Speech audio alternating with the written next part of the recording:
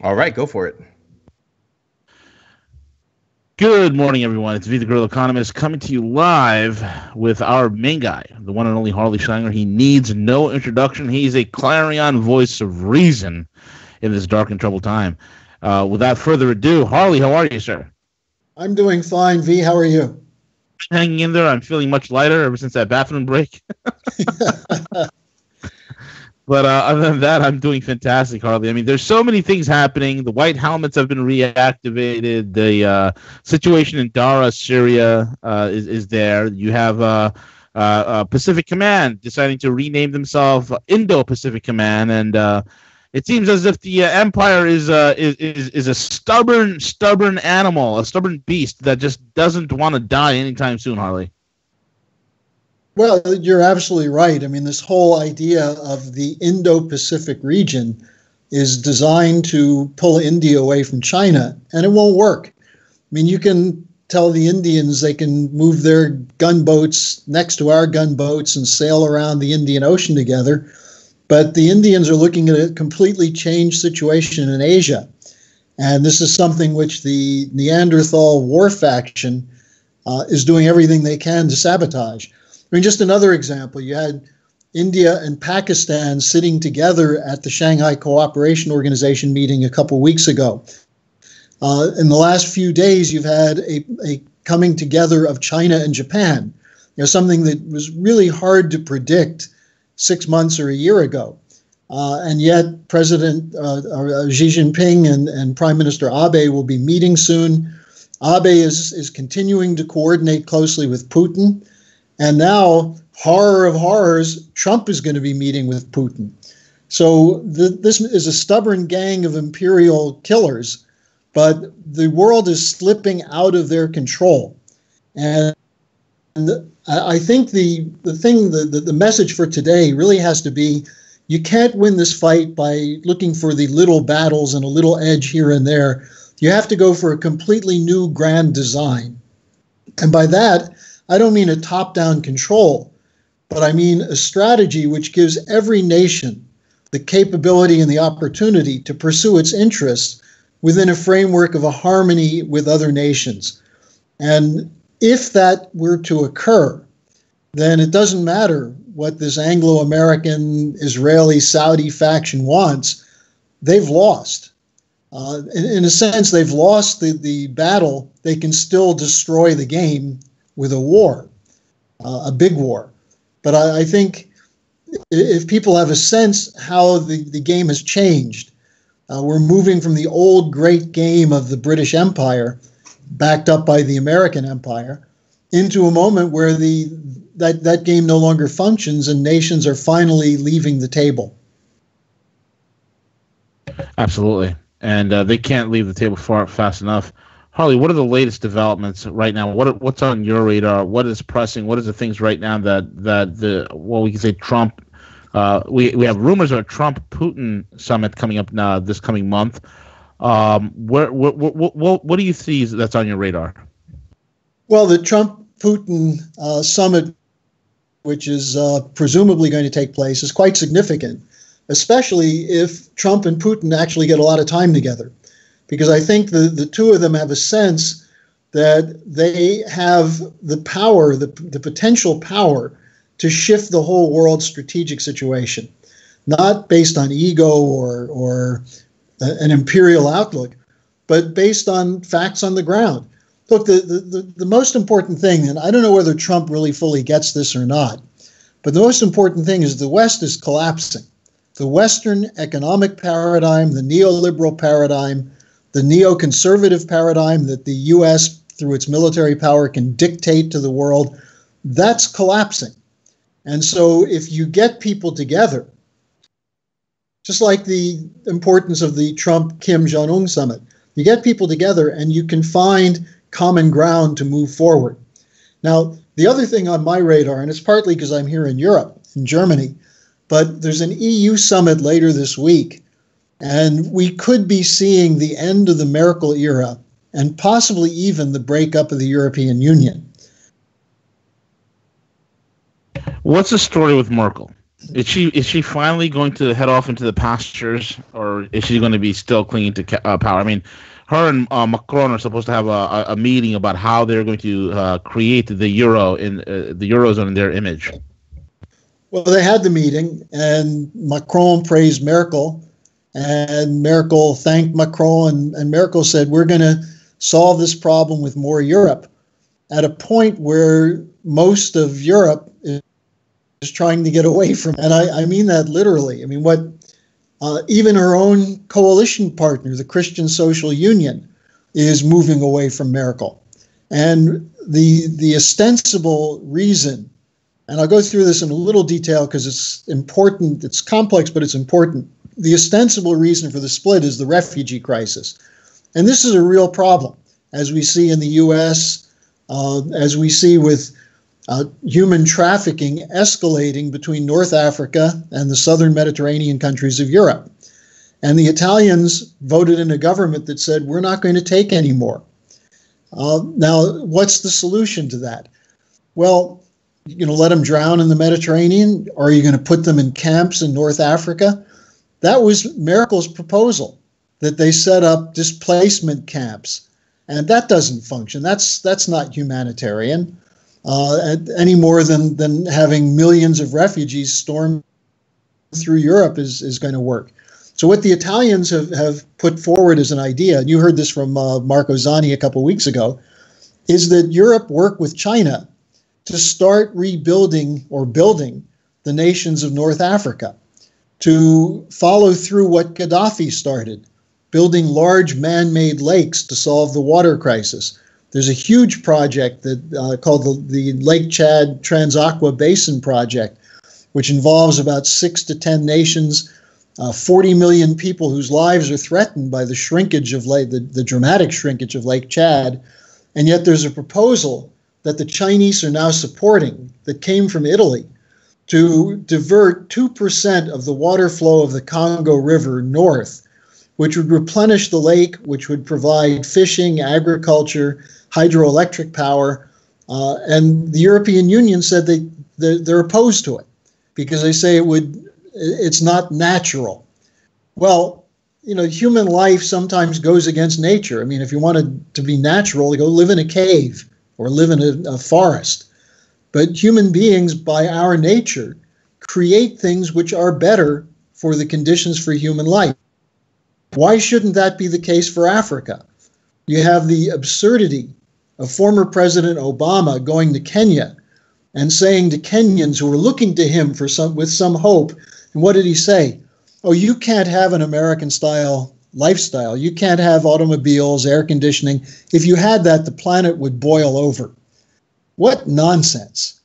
And so if you actually look at what the Italians are proposing, this is something that originally was a proposal from our organization, the Schiller Institute, the Transaqua project for the Lake Chad Basin.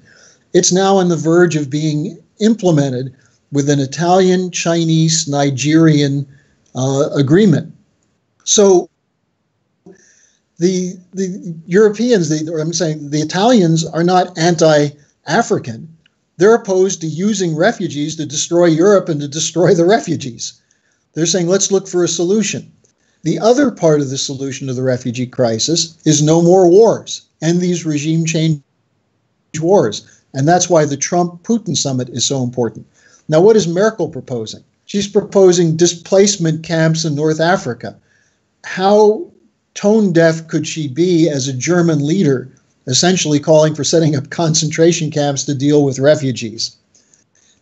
She has no solution to her internal government crisis with Seehofer, the interior minister who's the head of the Christian Social Union, who said he's going to shut down the German border in Bavaria, which borders on the Czech Republic and Austria, in collaboration with the Austrians. And Merkel saying, no, you won't. I'm the chancellor. I won't let that happen. So this is going to come to a head. Seehofer gave her a 2-week ultimatum. So we'll see what happens with that. But the other point that you brought up, the European Banking Union, you might call it Macron's baby with Merkel. This doesn't function. because what it is, it's another example of trying to save the bankrupt banks, the largest bankrupt banks in the world, like Santander, Royal Bank of Scotland, Deutsche Bank, at the expense of the physical economies of the nations in which they supposedly serve. So if Merkel and Macron go for a European budget, that means they're preparing to take away the last remnants of sovereignty of every country in Europe by saying, you can't develop your own budget. It has to be done by our brilliant bureaucrats in Brussels. That's not going to work. The Italians and others have a sense of power now that they've been able to challenge the EU and survive. I don't think they're going to challenge them directly, but I think they're going to look for angles such as ending the sanctions against Russia, bringing the Chinese into Greece, into Italy, into Austria. They have options. And if these options are connected to a grand design, the Global Belt and Road Initiative, what does Merkel have to offer? And just the footnote on that, V, the banking situation is perilous right now.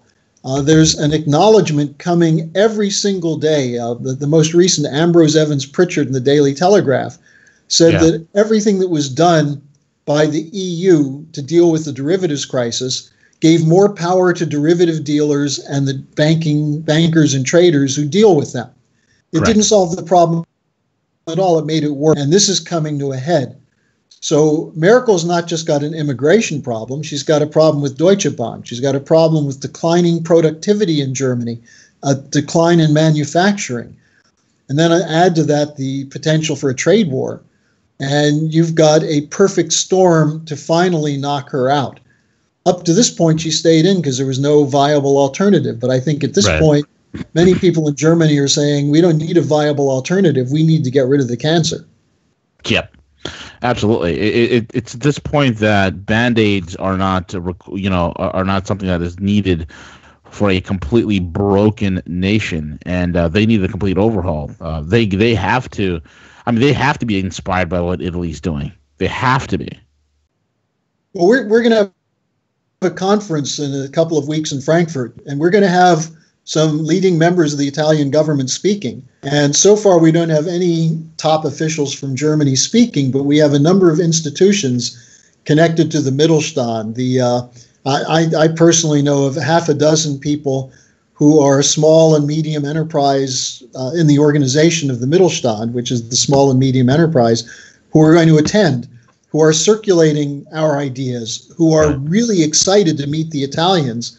And we'll be bringing over a top American official to address the event, and they're very excited to meet this person. So, what we can see is a groundswell of opposition, but we've got to give it a program.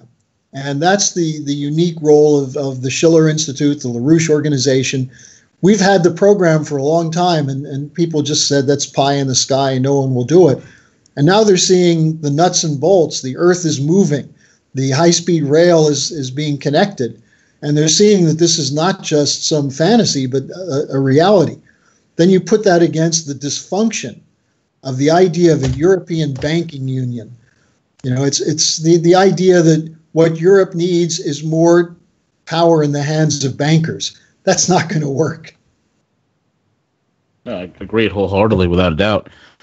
I think people are finally starting to wake up.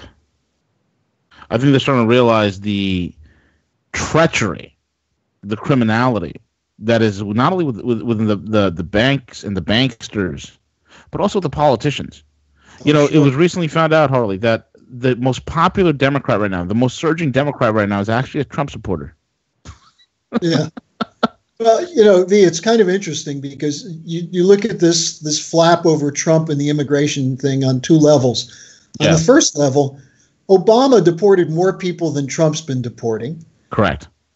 And Obama separated more children than Trump supposedly has separated. And now that Trump has come out against this, why is this still an issue? And you get people like Robert De Niro screaming like an inebriated infant. You've got the insanity on that level. But then you look at the other thing. What is it that they're missing? They're missing the that the Horowitz report shows that Comey should have been fired. Even Horowitz basically admitted that in his testimony before the Senate. So how is that obstruction of justice for Trump to fire Comey? Well, they would say because Comey was uncovering the Russian connection. What Russian connection? Where's the evidence? So, here you have people screaming. Now, on the higher level, the people screaming at Trump on this immigration question, what are they doing to stop the killing of children in Yemen? What are they doing to stop the disasters in Central America, where drug gangs are taking over countries that have been put under austerity regimes by the bankers? They're killing more people per hour than are being harmed in the whole period of this immigration flap in the United States. So it's such hypocrisy. And I think Trump needs to do a better job bringing that out. Because the fact is that if he meets with Putin, if he continues the initiatives with not just North Korea, but with this coalition of nations emerging in Asia, then we're putting forward, this would be the United States putting forward solutions to problems that have been with us for a century and a half. The looting and destruction of the developing sector by bankers and raw material companies who are thieves. Well, that could end.